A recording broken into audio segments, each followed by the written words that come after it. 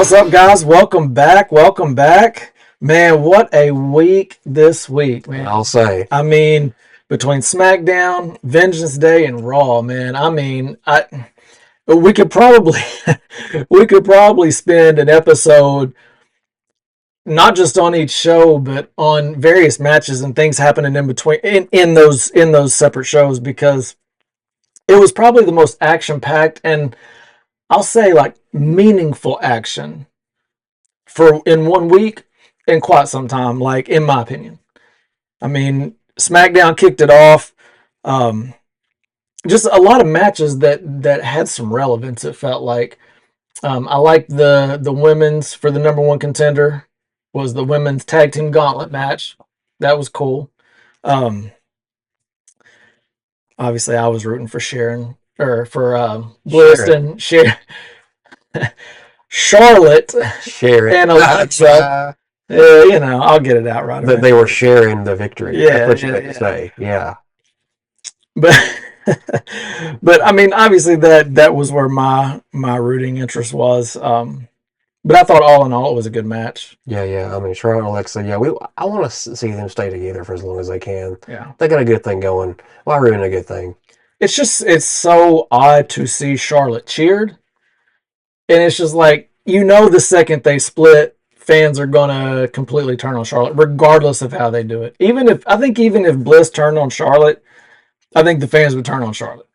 I don't know. It depends on how it's done. Yeah. But that's why it's so good, because you don't see Charlotte cheered that often. Yeah. Usually she is, her last name is Flair, and she has a certain air and certain attitude about her and demeanor, at least has had for the most part in the past. Seeing her with Alexa and just, kind of being more open and befriending Alexa, quite frankly, not just, I know they say they're not friends. They're allies of convenience. They're friends. Yeah. But by this point, they're friends. Well, I mean, it's good to see. If you saw them in the Royal Rumble, I mean, when they acted like they was going to eliminate each other, and then hugged it out, like they're friends. Like, yep. they can call it what they want. They're friends, and it's been fun to watch. It's been a breath of fresh air for the Charlotte character, in my opinion. It has been, because you wondered, like, what? Charlotte's done just about everything there is to do, multiple times over. She's a 2-time Royal Rumble winner. Gosh, how many time world champion? Is it 14? Something like that? Yeah, it's a pretty high number. It's approaching her dad's. Multiple time tag team champion at that. I mean, there's just not a whole lot left for her to do or accomplish. So this is something different and a pivot. Just kind of a change in character for her overall. I think we've talked about it numerous times, but it's good to see. It freshens her up, and that's what I think you as a superstar should always strive to do as time goes on and as the years go on, is freshen yourself up. Well, we talk about character evolution. Yeah. Evolve. And her character, the Queen, it really didn't seem like it did much change over the course of her time. And so, and with her persona and everything, it was like, man, how much can you really change? Because she is who she is, so this kind of, I don't know, like when it first happened, you thought, maybe it'll work. But as you saw, slowly getting over with the fans and even like her attire, like her ring gear, like just changing that up has done wonders, in my opinion. Yeah. I mean, the particular ring gear that comes to mind is the very colorful, kind of airbrushed looking design. She's got a shirt like it as well. It's kind of to pay tribute to a little girl she knows by the name of Scarlett, who is battling an illness, and Charlotte's just befriended her and her family and does stuff with them, and it's wonderful to see. And I mean, that gear is dope too. Yeah. I think Scarlett, I think I've got her name right. If I don't, I'm so sorry, but I think she designed that for her. So it's cool to see. It's a great side of Charlotte to see for sure. Well, and that's what I was about to say, is it's a side of Charlotte that you don't see. I mean, her character for the past however many years, I mean, has been just serious, all business, all queen, like, I'm here, you're here. And so you get that you get to see some of the person. Yep. It's almost like we talk about with Unreal, pulling the curtain back, getting to see the person a little bit. Seeing that with Charlotte, I mean, kind of like how Unreal did for me as far as Becky goes, seeing that in Charlotte changes my perception of the character, and changes how I feel about the whole Charlotte character. And then obviously the work she's doing, her and Alexa Bliss together. Um, I mean, it's fun to watch. It sure It's is. fun to watch. It to me, when it looks like a superstar's having fun, it makes the product so much better. And I feel like at times with her, you didn't see her having fun. And I could be wrong, but I'm just saying from where I stand, like I don't know, man. It's just different right now, and it looks like she's really having a good time with this character change. And I think it's showing in the work. Well, we can pick up on certain things, us watching as fans, especially us longtime fans. We can look and tell if you're having a good time, if you're into what you're doing. It translates to us. We can pick up on that. You're 100% right. But at the same time, like it's always fun to be a heel. Every heel will tell you that. Yeah. It's a lot funner to be a heel than a babyface. But yeah, she is enjoying herself. I think Alexa is too, and it's all together again. It's a good thing. They're having fun with it. It's good. We're loving it. Don't end a good thing. Keep it going as long as you can. Um, yeah, that translates to us pretty well. Yeah. So, yeah, 100%. And just staying on track with the women on SmackDown, we got the Rhea Ripley Jade Cargill face off. Man, I've said it before. I'm not a big Jade fan. Getting a little wore out on Rhea. I don't know. I like her. Don't get me wrong. It's just, but the more I see this, the more I'm looking forward to that match.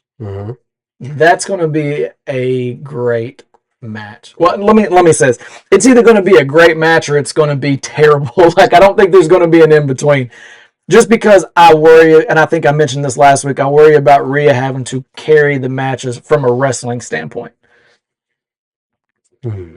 We'll see. Rhea's arms are big. Yeah, they are big. Jade's arms are big. They are big. Well, when you see them stand face to face, physique-wise, there's not a lot of difference. They're almost mirror image. Like, there's not a lot they of look difference. like female action figures. I was trying to play off of what they said to each other on Friday night. And they noticed each other's arms and shoulders and legs. Yeah.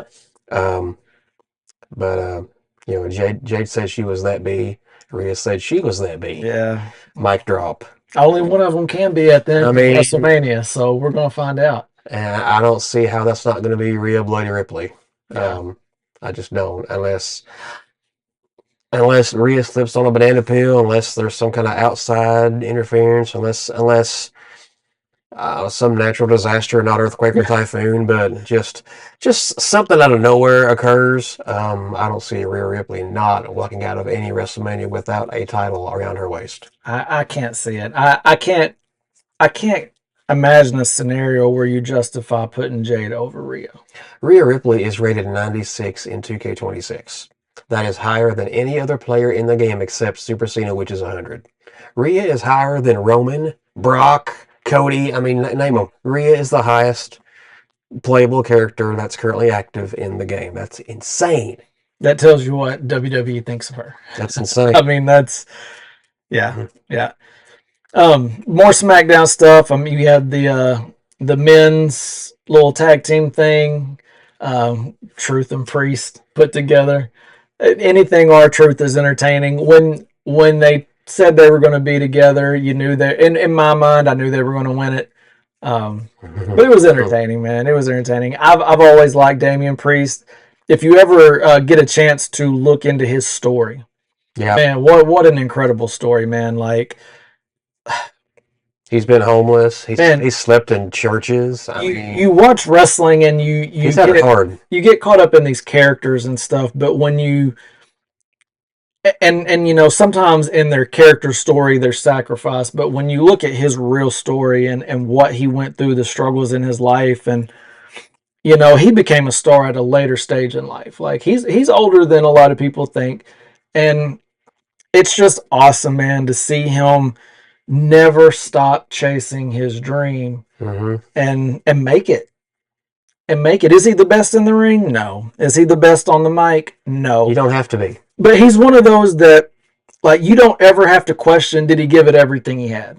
Yeah. Like, I can't think of a single match where I've watched him and thought, man, he just really didn't have it tonight.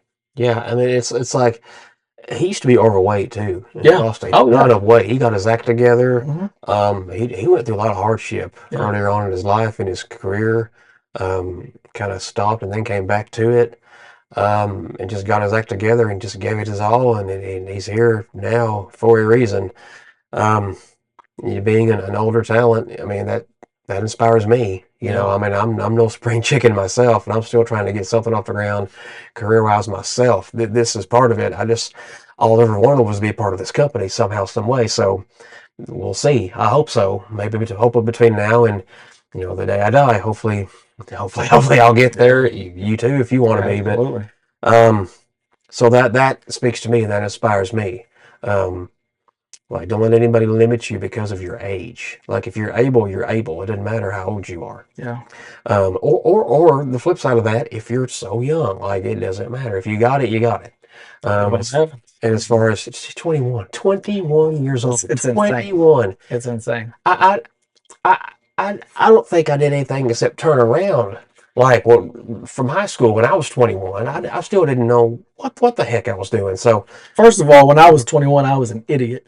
Second of all, if I would have had any kind of talent that could have landed me somewhere like him, did I mention I was an idiot? So there's no way I could have been on that kind of stage at 21 and had a halfway decent head on my shoulders, man. Like, so it's amazing. Like, between, you got Priest peaking at an older age. You got Javon Evans, who hasn't peaked. I'm not suggesting that, but not at all. Breaking through at 21 years old.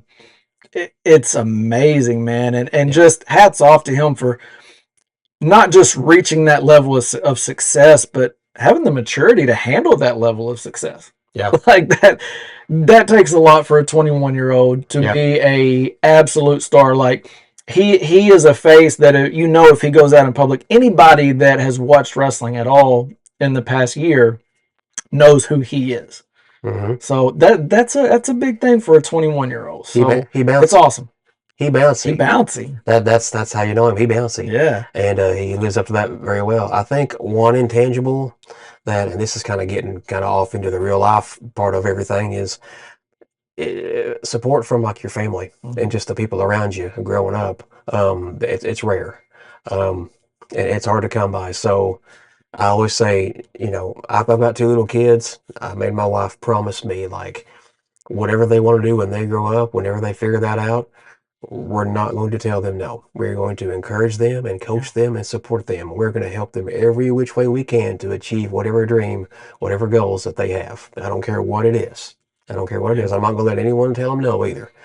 That goes a long, long, long, long way. That makes all the difference. Well, it would be a boring life if nobody chased their dream. Exactly. Absolutely. What would we watch? What would we do? What would be our entertainment if nobody shut the critics out and continue to chase their dream? If everybody just quit because people said it was stupid, we wouldn't have this. Absolutely. We wouldn't have the WWE. We wouldn't have sports. We wouldn't be going into WrestleMania 42.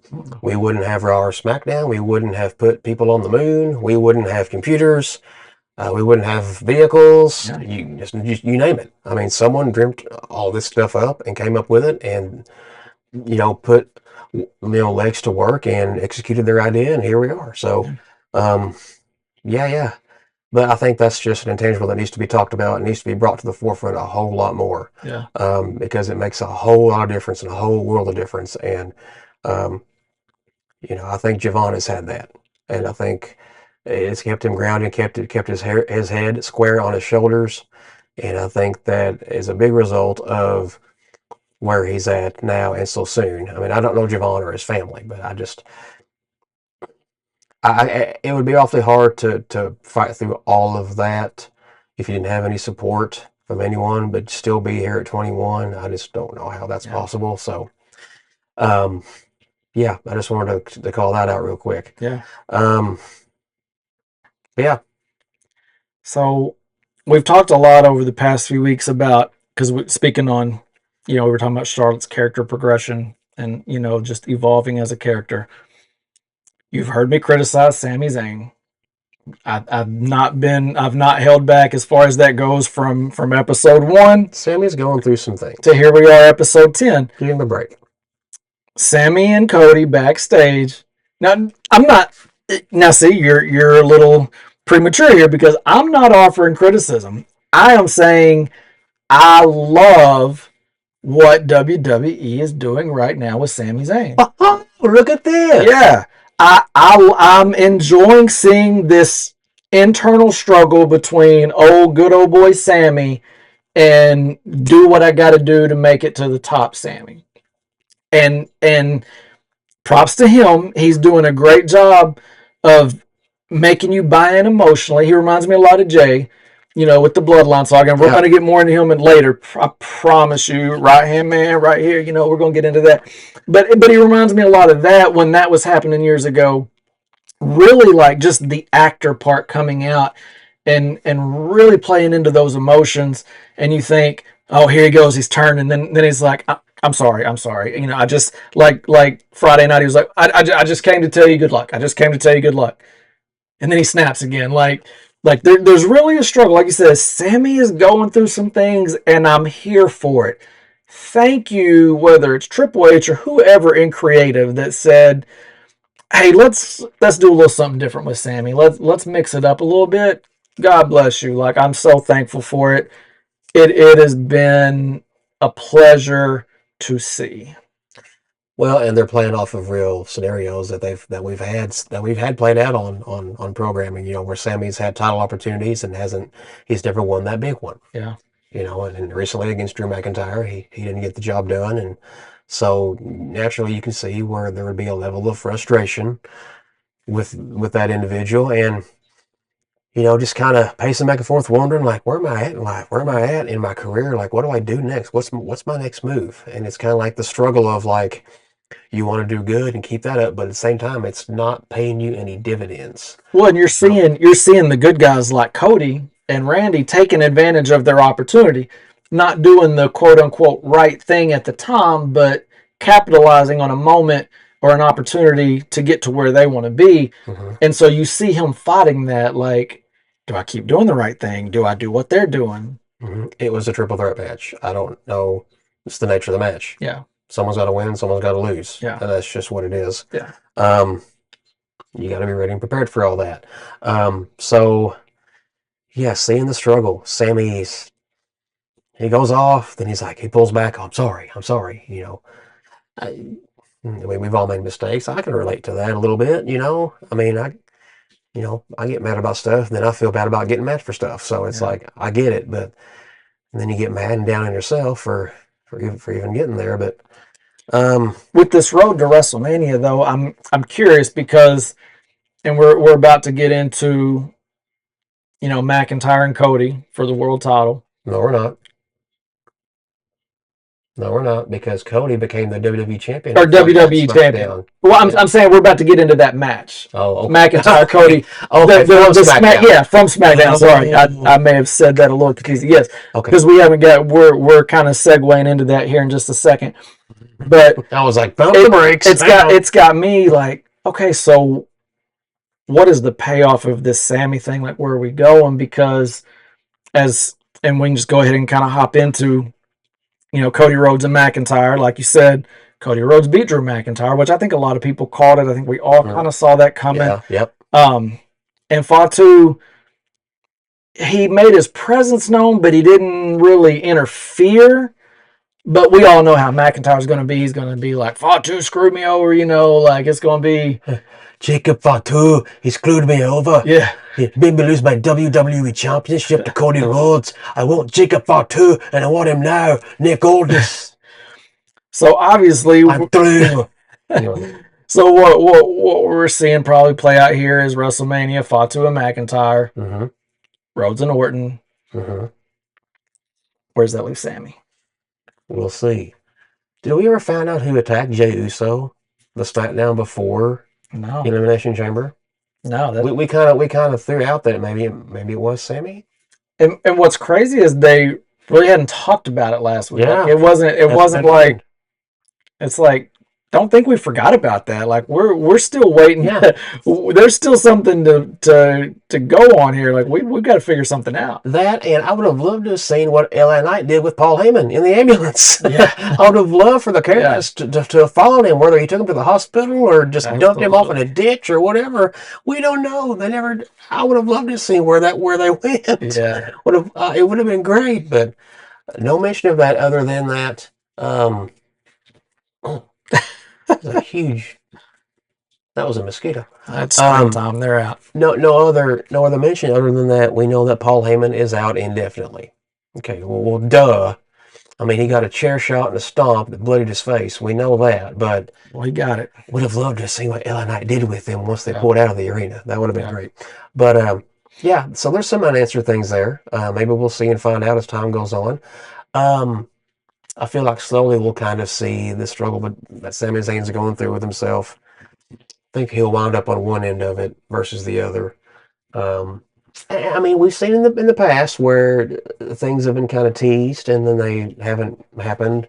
They just kind of went back to normal, or like like you see tag teams bickering and they have some kind of friction or something, and then they looks like they're gonna split, and then they get it together and they go on with their lives and they're still together. So Zarika did it for 2 years. yeah, Thank goodness that Zarya bodied her finally, but um, so maybe Sammy winds up good guy Sammy after all this, after the fact, and I don't know, but I'm kind of intrigued to see what a bitter, resentful, just upset Sami Zayn would look like. You know, we've yeah, never really had that before. We had Sammy. You know, he would come out dancing with the hat on to his ska music. Um, you know, the underdog from the underground. He did help his frenemy Kevin Owens in that Hell in a Cell match against Shane McMahon years ago, and that kind of turned him at the time. Um, and then he became a conspiracy theorist, and that was pretty funny. yeah, His documentary yeah, finally was released, and there wasn't much to it. I mean, that was all funny. And Sammy, of course, went on to WrestleMania sometime after that and wrestled Johnny Knoxville in that match, and I was there, and it was great. And Wee Man body slammed him like it was Hogan and Andre at WrestleMania 3. Um, but yeah, and then after that, Sammy became the honorary Uce, and we all loved that.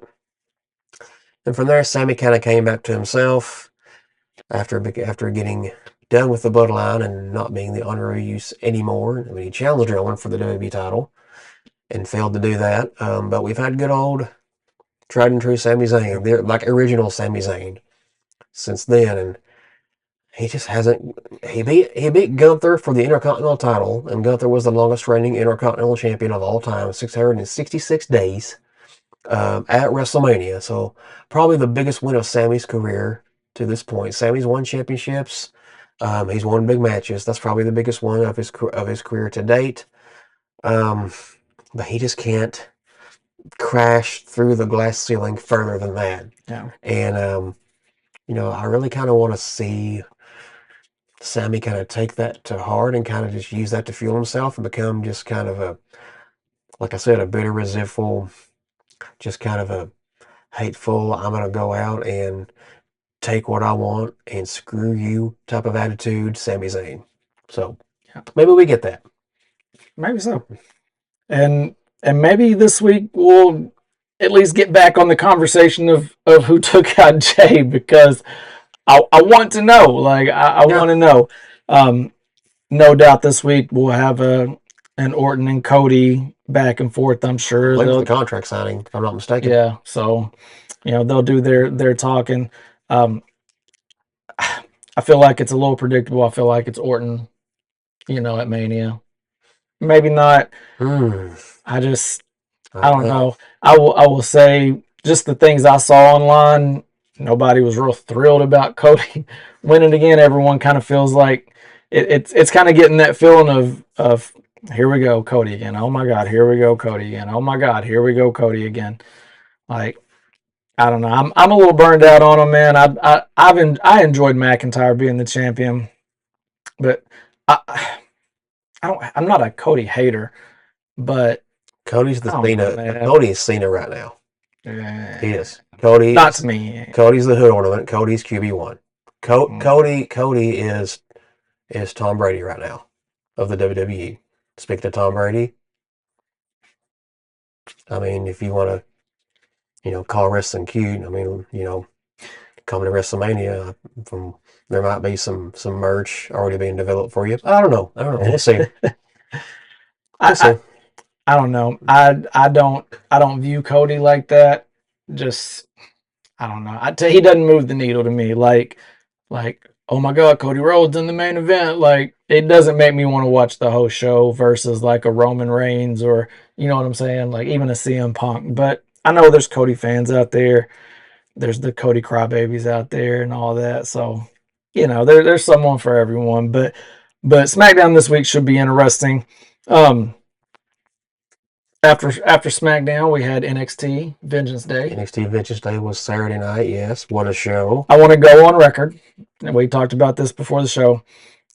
I apologize, NXT, for sleeping on you. I apologize. I've watched the past couple of weeks of NXT, gone back and watched a couple of previous PLEs, and I was like, you know what? I'm going to watch Vengeance Day. I'm going to give this a fair shot. And I would just say I was very impressed. I collect, the WWE cards and stuff, and I'll open packs and I'll see these guys from NXT. And I'm like, I don't know who this dude, I don't know who that girl, I don't know who this is. This is junk, this is junk. Well, I apologize for being wrong. Okay, I'm a man, I can admit it. I was wrong. NXT, I'm sorry. I need an applause button. NXT has been dope for well over a decade now. Just so you know, you have missed so much if you haven't followed. Well, and I'll be honest. A part of what made me want to watch it was it every time there's an NXT call up. Mhm. I'd say 80% of them deliver, if not more.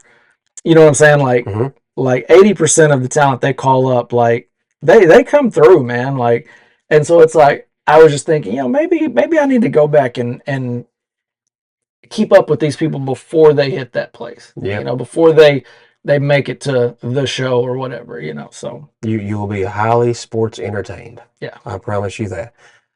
Gosh almighty, thinking about NXT just over the course of, NXT started out as the pros and rookies show in 2010. And I mean, it was honestly, let's just be honest. It took the place of WWE ECW, which I think was still better than like the first 3 seasons of NXT in that format. I mean, we had Titus O'Neil falling over a keg. We had Daniel Bryan drinking soda, and he doesn't drink soda. It was a contest. Stuff like that. Like, Um, at least you had championship matches in WWE ECW, and you had a roster of Christian and Tommy Dreamer and William Regal and Goldust, and man. So I mean, yeah.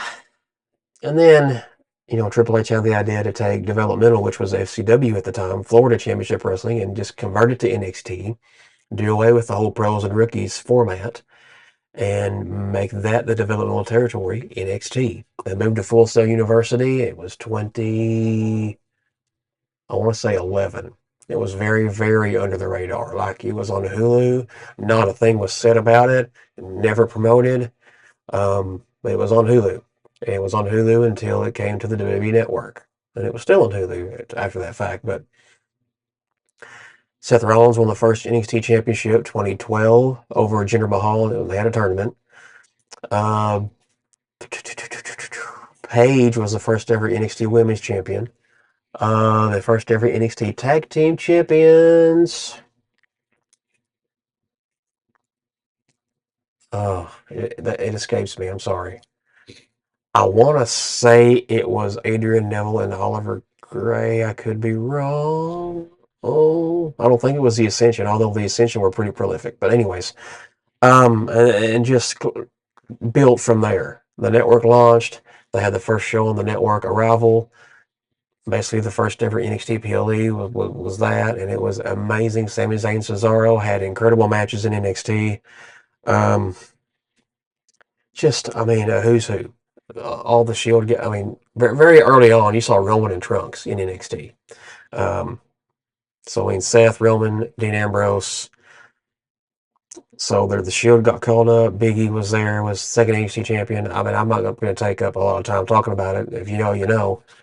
But Well, for heck, well over a decade, it's been awesome. And the Wyatt family started down that's what I there. was about to say. You had the Wyatts Um, down there. yeah, they did. Um, Gosh, it's just been a who's who. And then when the network launched, they would sign every now and then. They'd have a new signing from someone from around the world that we've seen and heard of. Here's Kevin Owens. Here's Finn Balor. Well, if you want to know how successful it is, all you have to do is look at the main roster today. Yep, I mean, all your big superstars, man. Like for the most part, the majority of yeah, them came up through NXT. So yep, that tells you everything you need to know from your Roman Reigns to your Seth Rollins. You had your Finn Balor's, you had your Sami Zayn's, your Charlotte's, your Sasha Banks, your Becky Lynch's, like your Bailey's. They all came up through NXT. So if you want to know if NXT is good and if it's successful, and question why I slept on it in the first place, that is it, man. Like that's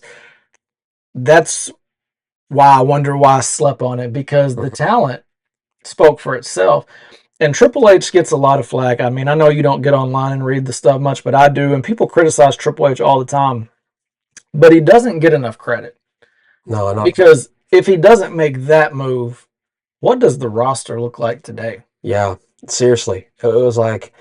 And that was his whole thing back then. It was like, we're not investing too much in the future. Like, Hunter's like, well, here I am. Here's Taker. Here's Kane. Here's Ray. Here's Cena. Here's Orton. In a few years, who's going to come up and take our place? We got to cultivate the future. We got to start planting the seeds now. And it felt like all Vince really knew how to do was just recycle old. A lot of times. A lot of times. Um, I mean, he would build new stars as he needed them as the years went on. We saw that, but it was as he needed them. It's like, Triple H had the vision for building the Performance Center, and then they created that. I've been down there. It's amazing. Um, yeah, I was at an NXT show last May. We went to Orlando, and I got to be a part of the NXT in the audience, and one of the atmosphere is incredible. Great time. But anyways, but being on the grounds, it's like, I'm at the freaking Performance Center. I can't believe this. The hallowed halls of the Performance Center. How many talents have come through here and built themselves, and they're huge stars now. And that's, in years previous, you would see WWE has always had kind of their homegrown talent that they've kind of sourced and gave developmental deals to, that they haven't really worked anywhere else. When NXT launched, when the network launched and NXT was a thing there, you saw a lot of the signings like that would come from around the world that we've seen and heard of. Folks from Japan, folks from Europe. Actually had NXT UK for a number of years there as its own standalone brand, and it was great. Um, Mixed in with their homegrown, home signed talent. Now we've got the WWE ID program, which they reach into the independent scene and in a number of different promotions in the country, and they sign, folks to developmental deals that way and help them with financial aid and help them, with gear and help them with bookings and all that kind of stuff, with the goal of them eventually making it to NXT. It's an incredible thing. It's a game changer. The NIL program, next in line, where they go to the college campuses and they find these athletes where maybe there's not a path for them to go on to their chosen sport after they graduate college, whether it's football, basketball, there's no pro volleyball, there's no pro track, things like that. So if they want to come and try this out and fall in love with it and want to do it, by all means. I mean, and a number of them have done that. Obafemi is one of those. Obafemi was one of the first NIL signings. Look where he's at now. Yeah. In probably 2 years, 3 years at tops. I mean, Yeah. juggernaut. Um, yeah, Obafemi was a shot putter in our SEC in the conference for, I believe, either Auburn or Alabama, one of the two. But anyways, like, you know he's been on the hill up in Fayetteville competing. So I mean, pretty cool to see. But yeah, I mean, both those programs have been super freaking successful so far, and there's no slowing down. I mean, they're signing new talents through those programs all the time. So um, the WWE and its future and NXT are very, very, very, if not beyond healthy. So the future, I mean, has always been bright. It's glaring. It's blinding at this point. So that's why you should watch NXT. Yeah, yeah, yeah. If you haven't watched NXT, get your eyes on it. Like you said, it's at the Performance Center, and he was talking about the atmosphere. And if you haven't watched it, it's obviously smaller, but to me, man, like you feel the fans more in that. You can hear them yelling, like more specifically what they're yelling. It's just different, man. It's different. It reminds me a little bit of what was that show WCW used to do on, was it on Saturday nights? So WCW Saturday Night, they had WCW Pro, they had Main Event, they had Worldwide. It may have just been called WCW Saturday Night, but it was a smaller venue. You're probably thinking of Center Stage where they had Saturday Night more often than not. Yeah, at least pre-Nitro they did. But it's just different, man. But it's awesome. I encourage you to watch it. Get your eyes on this talent before it makes the main roster.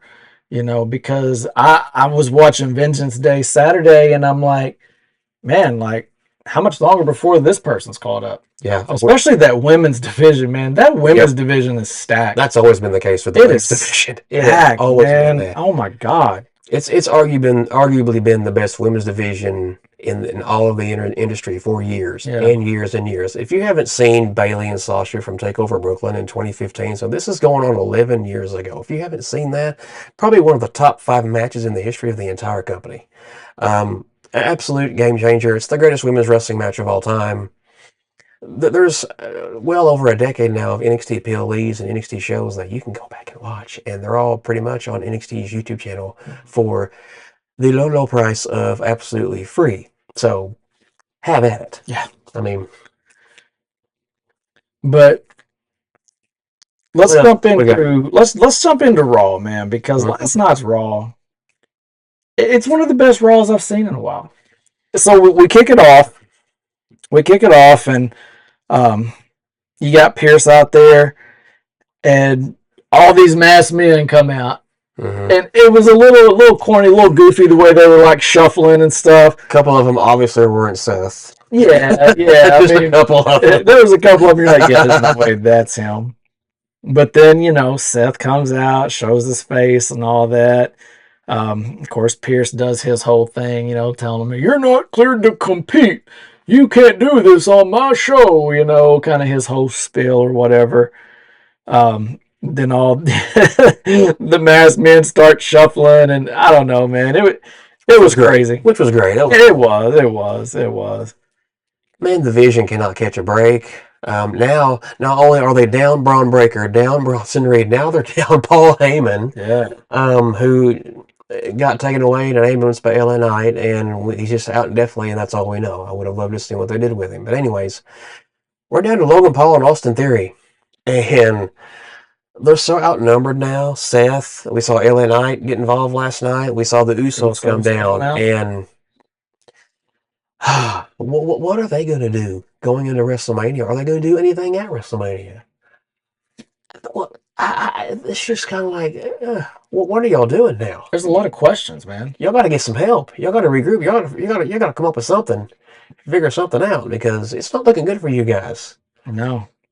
I mean, no, there's a lot of questions, which, injuries cause plans to change. That happens. I think what they originally had planned, they had a great idea, and then there's an injury, then you pivot and you go over here, then there's an injury, and it's just like, even Seth got injured originally back in the fall, and that caused a whole series of changes there. So, but Logan Paul, maybe you got to call your brother Jake at least. That's one call. At least maybe that's a 6-man. LA Knight and the Usos against Logan Paul and Jake Paul and Austin Theory. I don't know. Yeah. I mean, there's that, but They're going to have to make a play somewhere because you're down to just two in the division, and they've pissed off so many people. So because I mean, obviously, you got Rollins who's mad at him. LA Knight has stayed mad at him. The Usos, so everybody's out for the division, but now there's only two of them. Where do they go from here? Is it one of those things where okay, you know, Bronson and Breaker they're going to be out for a while? Do we bring in somebody else? What They gotta have some backup at this point. Sorely, I don't know who or what or when or how, but they got to do something. Yeah. If they want to have any kind of impact at all going into WrestleMania, unless they just wrestle the Usos, standard tag team match or something like that. Yeah. I think it'd be a good idea for Logan to call his brother Jake. That's if I've got the pen, if I've got if I got the marker on the whiteboard, the notorious whiteboard in the creative room there, I'm jotting that down. Well, because here's the thing though, because if you go Usos versus the Vision, what do you do with Seth Rollins and all this animosity that you've created? You know what I'm saying? Like, I mean, obviously the payoff was supposed to be Rollins and Breaker. Breaker gets hurt, so then you're thinking Rollins and Reed. Now Reed's out. Do you go Rollins and Paul? Like, it just don't think you go that. The marquee dimmed a whole lot. You know what I'm saying? Yeah. Like it just, gosh. I got it. Usos, LA Knight, Seth freaking Rollins versus Logan Paul, Jake Paul, Austin Theory, and Logan Paul's associate, Jeff. If there's one person on earth that if I meet them in real life, I'm going to punch them in the face, it's Jeff.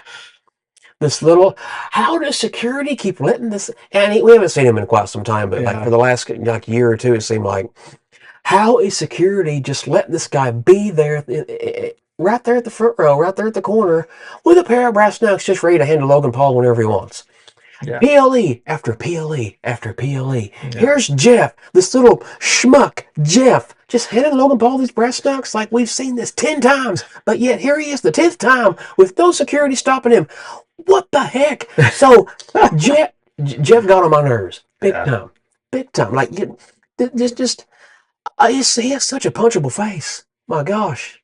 But I mean, we haven't seen him in some time, so maybe he's not an option. Maybe he decided like.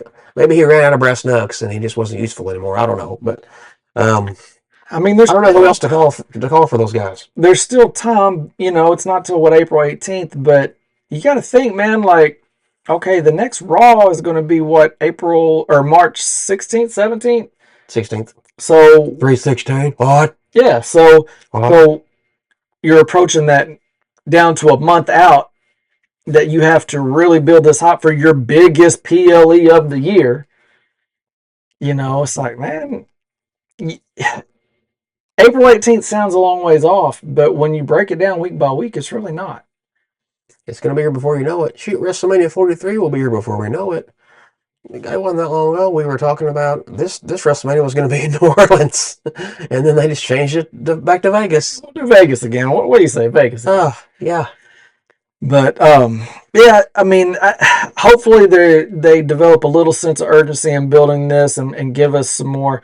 I don't want it rushed, as in like thrown together, but I'd like to see a little more urgency. Maybe spend a little more time on the content side of building this, and not, just use those segments as fillers. But let's really build something here and start making it make sense as to the direction we're going for WrestleMania. Yeah. Now, one thing that does make sense in the direction it's going is in the women's division. You had the gauntlet match. Mm-hmm. The women, Bayley came out on top for I think they're going for the Intercontinental Championship. That's right. Go for the number one contender for that. Yep. So I thought that was, which, it becomes redundant. It was a women's match. They're always entertaining. Like, these females can wrestle, man. Like, They put on a show. And it's a far cry from how it used, in the McMahon days and the Attitude Era and all that, where it was the divas and they basically just came out half naked. They had a 30-second match and it was done. Brown panties. Yeah, just goofy stuff like a pool of mud or pudding or just. It was just a joke. It was all sex appeal and just Mm-hmm. ugh, just nothing. Like there was no value to Yep. what they were doing. Now you've got women that, I mean, they put on. Well, I think we mentioned it last week or the week before. They're good enough to have their own PLE. Yes. They've So had to. yeah, so the women put on a show. This gauntlet match lived up to the expectations once again. Um, Bailey won it. Mm-hmm. Bailey's kind of been on the sidelines, you're just kind of sitting back for a while. So it's good to see her getting kind of pushed back into the spotlight. Yep. Yep. I mean, her and AJ Lee should be a good match. Yeah. They actually had a match in NXT a long time ago. Every now and then in the early days of NXT, you would have a main roster superstar come down and make a one-time appearance or like a one-time shot. It'd be a match or a tag match or, AJ Lee did that one time. She was the Divas champion. She came down and wrestled a very, very rookie Bailey. She had the side pony, Bailey was so just like starstruck to be there. She was that hugger, just starstruck little girl character that had just arrived down there, and goody gosh gumdrops, here she is, hugging everybody, and she's just happy to be there and excited to see everybody and wants to be everybody's friend, and then she's wrestling AJ Lee. So yeah, they haven't wrestled in a long, long time. They had the one match in NXT years and years and years ago. They're both very, very, very different than they were back then. AJ Lee has come a long way as far as like, obviously she's a lot more mature. Therapy's helped. So she's not as crazy or off the walls as she used to be, which we loved when she was. Yeah. I don't think any of us expected her to be like that today. Goodness gracious, how could you last being that crazy for 10 years? Yeah. Exactly. Bailey, of course, has grown up and matured, and, the hugger is a thing well into the past. So it should be a very good physical, technical match, and we're going to see what else AJ Lee has, I think. Even though she is the Intercontinental Champion, we're going to see what else she has. Yeah. She showed no rust to me whatsoever so far. So, and Lynch and AJ Lee was a good match, but I anticipate this to be a step up from that. mm-hmm. I mean, I really do. I think because AJ Lee, a little more time back in the ring under her belt. You got Bailey, who's a great technical wrestler. I anticipate a top tier match there. Looking forward to that one. Mm-hmm. Ivy Nile, by the way, in that gauntlet match looked like $1,000,000. Did you see the peaks? She did. I thought it was Scott Steiner for a second. And I like that they took the braids out and just let her hair down. She's had her hair down for a while now. Yeah. On Main Event. Yeah. You watch Main Event. She frequents Main Event Yeah. a bit. She's had her hair down for a while. I don't know, man. Like she's very underrated and very under the radar and very underused, quite frankly. And last night, she pinned Io Sky. Rhea Ripley's never pinned Io Sky. Well, and I think you're starting to see a little bit of a push there. I hope so. I think they're bumping her up. I think she's getting recognized for her in-ring work. I think that's why you've seen the tweaks in the appearance. Because I don't think the look she had before really resonated with the fans. They had the Pitbull reference, and she kind of looked like one. And it just, I just don't think it was ever anything that really. One thing I've noticed is that, and I don't say this ugly or judgmental, but when she had the braids back, and with all the muscles, she was a very manly figure. Didn't have a lot of femininity to me. I feel like just letting her hair down has changed that dynamic a little bit. And maybe it's just me. Maybe I'm wrong. Maybe I just didn't resonate with it. Mm-hmm. But I like the new look. If you watch her in the ring, she is a great wrestler. I think they will give her more of a push. I think it's, she's on that escalator ride going up. So I think there's a future there for her. I hope so. Yeah. Her and the Creed brothers, they've been together for quite a while, 2 or 3 years now at this point.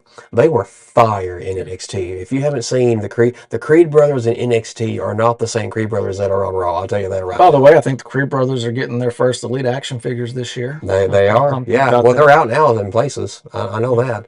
I don't have them yet, but I know that they're available now in certain places, certain Walmart, Target, just stores everywhere. Not our Target, by the way, just to be clear. The Conway, Arkansas Target is the It's a worst joke. freaking It's a Target joke. in the history of Targets. They haven't restocked since before Christmas. Just so They have one figure on the pegs. I was there today. Yep. They have one figure on the pegs. It's the LJN King Kong Bundy, Yep. and just one.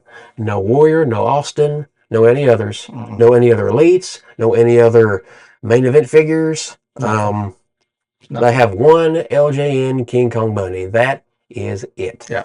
Further down the road in Little Rock, they are fully stocked with legends, with the Piper's Pit box set, with all kinds of stuff, elites, main event figures, you name it, LJNs. The Conway Target is absolutely atrocious in that regard. Yeah. So if you're in the area looking for figures, don't go to that Don't one. go to Conway Target. You'll be a waste of your time. Unless you're looking for Bundy. They got one. Yeah. That's it. Moving on though, because there's two more big events that happen Monday night.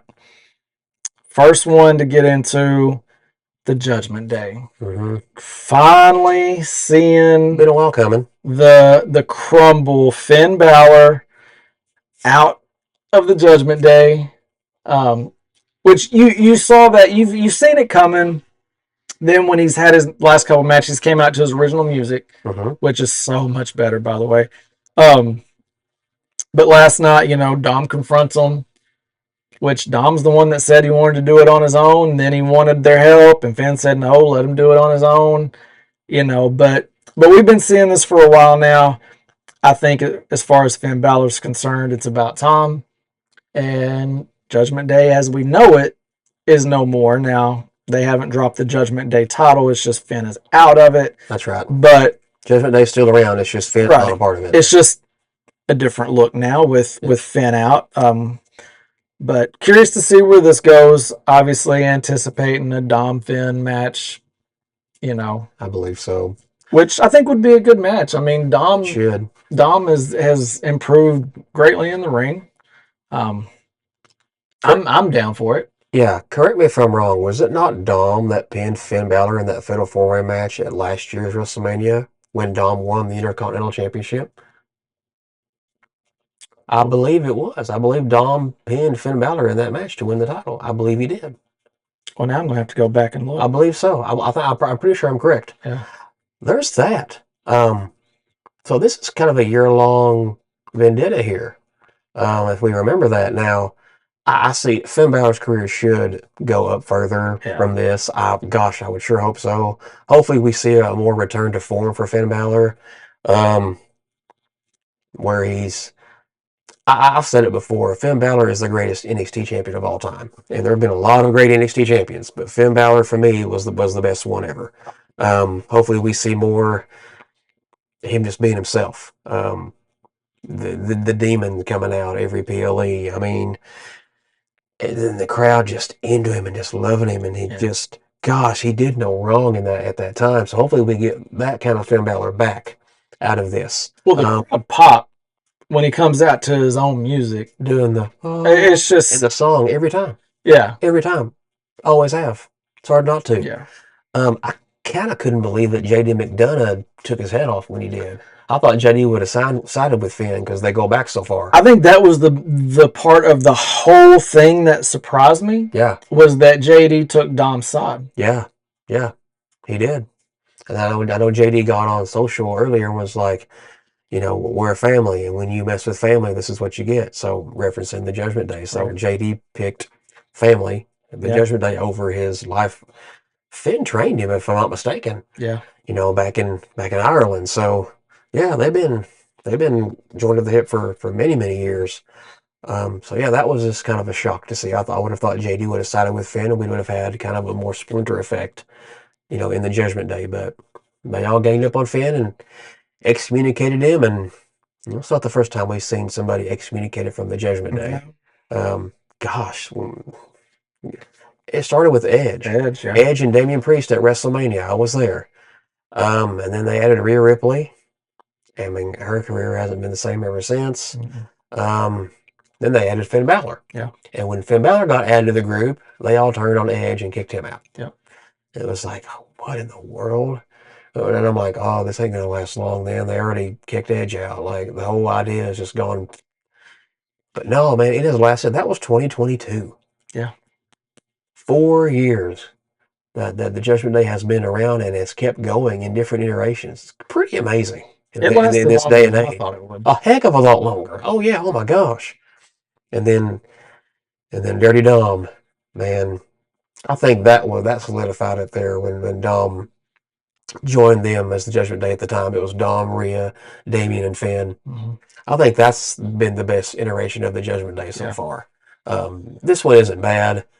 And the previous one, when we first started out, wasn't bad. I mean, I'm a huge Edge fan. I don't want to see him be a bad guy, but yeah, I mean, when I think Judgment Day, I think of those four at that time. When Dom, the teardrop on his eye, Dom, he went to jail. He spent a copious amount of time in the slammer. That was the funniest. The slammer. Man. Oh my gosh. Oh man. But look at everybody's career that was in Judgment Day. I mean, take Ajax and went to AEW, but look at everyone's career and how it elevated. Yeah. How it elevated. I mean, even JD McDonough, like it was who is this big headed dude? Like, you know, to now he's a household name, you know, for the most part. Like, so that faction benefited everyone involved. So I'm excited to see where this goes. I think we're going to see a lot play out over the next few weeks, but I'm liking what I'm seeing there. I like that they didn't hesitate. I was afraid they were going to drag this fallout out. You know what I'm saying? Like I was kind of surprised it happened last night. Honestly, I thought it would be another week or two down the road. Yeah, I wasn't expecting. And they just straight did it, and I was like, okay, here we go. I like this, and I'm seeing a little more unpredictability out of WWE, which obviously we love that. That's good. What we want. So speaking of unpredictability, last night we mentioned the Usos came out with LA Knight, you know, to help against the Vision. Well, backstage they were leaving, doing a little interview or whatever. You know, we're getting edgy Jay back. Yeah, we're getting emotional Jay back, and I love it. And they're starting to leave, and now you're starting to see a little edgy Jim. Big Jim's getting some edge, man. And they start to leave, and what's her name says something about CM Punk having something to say, and Jim's like, no. Maybe we want to hear what he has to say. Maybe we got something to say to CM Punk, yeah. And normally it would be Jay that would be the one like, no, we're going to go handle this, and Jimmy would be like, nah, man, let's just go. Now Big Jim's the one that's like, you know what? Let's go see what Punk got to say. Yeah. So Punk goes out there, starts his talking, and here come the Usos. And right away, man, you got emotional, Jay. You got emotional. Apologize. Just pacing. He's just walking back and forth. And Punk's like, your boy's coming in hot. You know, he's coming in a little hot. But he was, man. Yeah. He was, you know, demanding an apology for what he said about Roman's father, about burying him right by his dead father. Yep. Which that line was a little like, oh, God, he really said that. Yeah. And, you know, Punk tries to play the whole, oh, your cousin's got you brainwashed. He's got you doing his dirty work again. He's got you doing, and they kept saying, nah, man, this is about family. This ain't about my cousin. This is about my family. I'm not talking about Roman's dad. I'm talking about my uncle. Like, and I love that I felt like that line was the line because it was Romans. And they're like, no, this ain't Roman's dad. We talking about what you said about our uncle. Yep. You know, I don't know if that line was written or if that was just done, but that line did it for me. When I heard that line, I was like, okay, I was invested, but now I was like, I'm 100% bought into this. Like, because it was like, are they going to defend Raw? Are they taking up for Roman? What line are we going on here? Which side of the line are we going on? And it was that line that I think it was Jay that said it. It was like, okay, this is not about Roman. They're making this about taking up for their family. It's about family. And I love it, man. I love it. And then you thought, when CM Punk started saying, I'm sorry, I'm like, there's no way he gives a real apology. No. There's no way it's a real apology.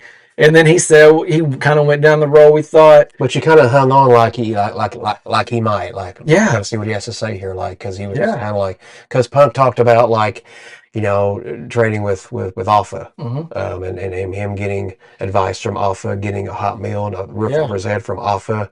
He used to babysit Lance Anoa'i, which nobody really knows yet, but you know he's an up and comer. He's coming. He's coming. Hopefully, but I mean, Punk has his own past. with the family, Yeah. and it's a good one. And so, you know, but Punk just he wouldn't say he would say a lot of words, but he would not say the words "I'm" or "sorry." He wound up saying it, but he didn't apologize. He didn't give the Usos the apology they were looking No. for by any means. He said, "I'm sorry that your cousin, sends his young boys out here." Which, by the way, Punk wearing the World Heavyweight Championship, the same one that Jay won last year at WrestleMania over Gunther. Mm. And there's Jimmy. So Jay and Jimmy, arguably the greatest tag team in WWE history. There is a strong argument for that. And Absolutely. CM Punk calls them Roman's young boys. Mm. Ooh. And that was it. Ooh. That was it. That was the trigger. I'm sorry that your cousin sends you guys out here to do his dirty work and that he has you brainwashed and da-da-da-da-da and wound up getting physical. Punk took a shot. I think Punk even said, "I deserve that." Yeah. Something to that effect anyway, if I heard it I right. just, man, for me, like, And then they just walked off contentious. I loved seeing Jimmy Yeah. be the aggressor in that. Like, I love that because Say Jimmy has you're been sorry. Yeah. Jimmy has been the peacemaker for years. For years, he was the one that would come out and be like, "No, bro, we're good. We're good. Let's calm down. So to see him be the one, no, we're going out there. Hey, no, I'm not going to back Jay off. You're going to apologize. Like you've got Jimmy or Jay who's the bouncy scary, like the intense scary one, and you got Big Jim who's just like he's like stone faced, like like I'm serious. Like I ain't playing. Like this ain't funny, Jim. Like this is serious stuff. I don't know where this goes. People are talking OG Bloodline, blah blah. I don't know what they do with it. OG Bloodline is my favorite, all day, every day. Same. I would love to see it, just not the same dynamic where they're just Romans, attack dogs. Like I would like to see it a true family ran faction, and I'd love to see them be that we're not face, we're not heel, we're the bloodline. Yeah, I would love that. I would absolutely love that as well.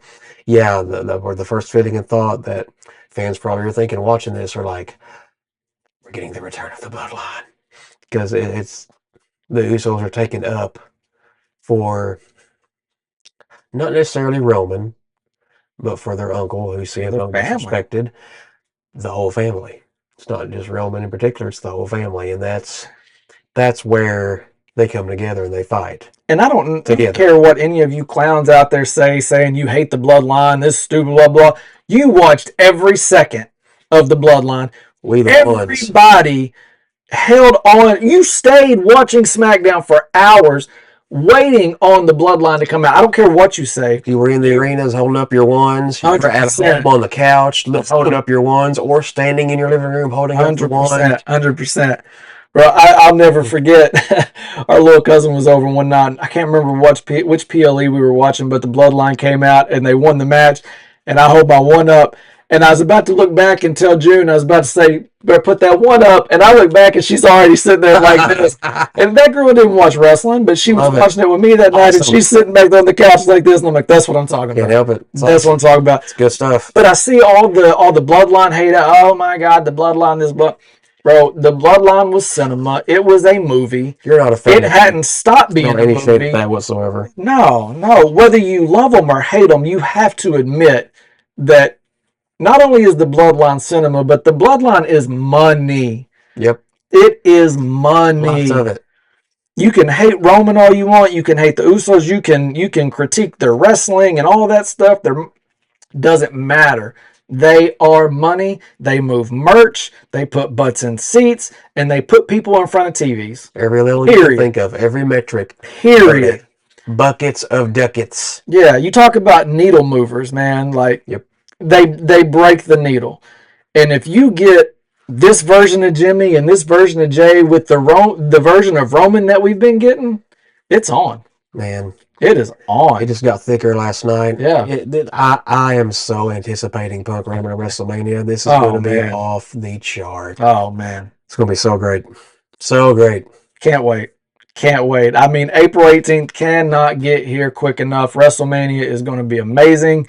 This road to WrestleMania has already started strong. Like I said, one of the best weeks in wrestling I felt like we've had in a while from a content standpoint. Yeah.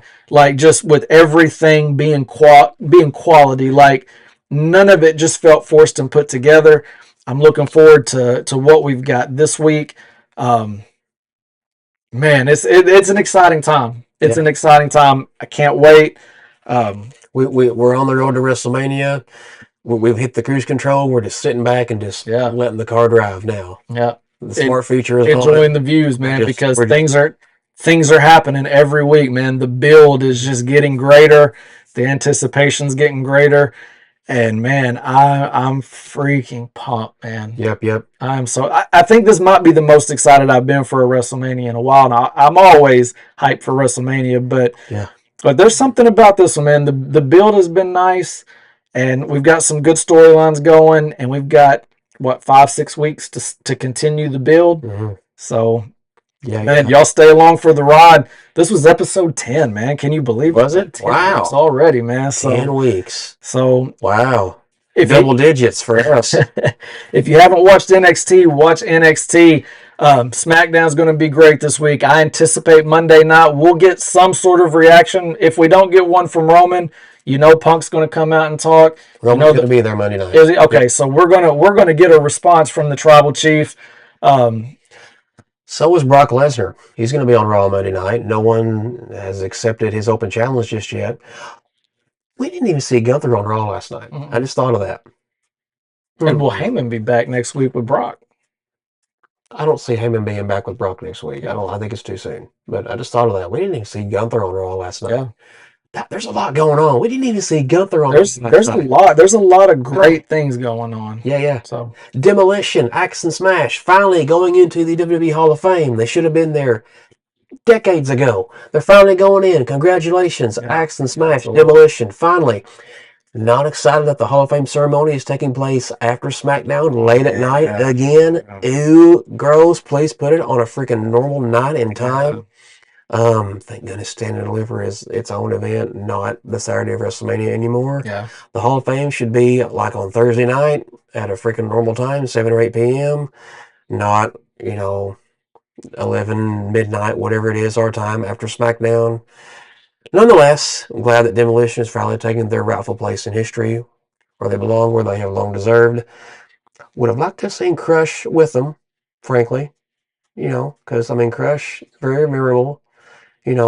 Demolition Crush, and then was just Kona Crush, his own being there for a while. And then Nation of Domination Crush, DOA Crush, Brian Adams was in the NWO, the real name Brian Adams. Same guy. I think he deserves a Hall of Fame induction. We're still getting figures of Crush. Why not? Yeah. So that's just kind of a thing I want to throw out there. Maybe we, can we throw Brian Adams in there with Axe and Smash? Yeah. I would, but nonetheless, congratulations, Demolition. 2K26 early access hit Friday. The game comes out worldwide Friday. I will be reserving my commentary for that possibly next week. I've got to stay overnight due to a work commitment next week. So I don't know if I'm going to be on the show next week or not. We're going to try. We're going to try to figure out how to do it remotely. It won't be here. Not too tech savvy. It won't be here in this room. So I don't know if I'll be here next week or not. We'll see. But we'll figure out something. We will have a show one way or the other. Just not sure how it's going to be. But we will figure something out there. I'm going to try to find a copy of the game because I did not pre-order. Haven't told my wife yet that I'm going to get one, but it's my birthday this month, so surely she'll cut me some slack there. But I definitely got to get my hands on the game. All the commercials have got me wanting it bad. But man, it's an exciting time between 2K26, Road to WrestleMania, all the great stuff going on. We appreciate you guys tuning in. Apple Podcasts, Spotify, YouTube. Check us out. I'm Rusty. This is Billy. Rusty and Billy's Wrestling Adventure. Solo. 4 letters, 1 word. Stop.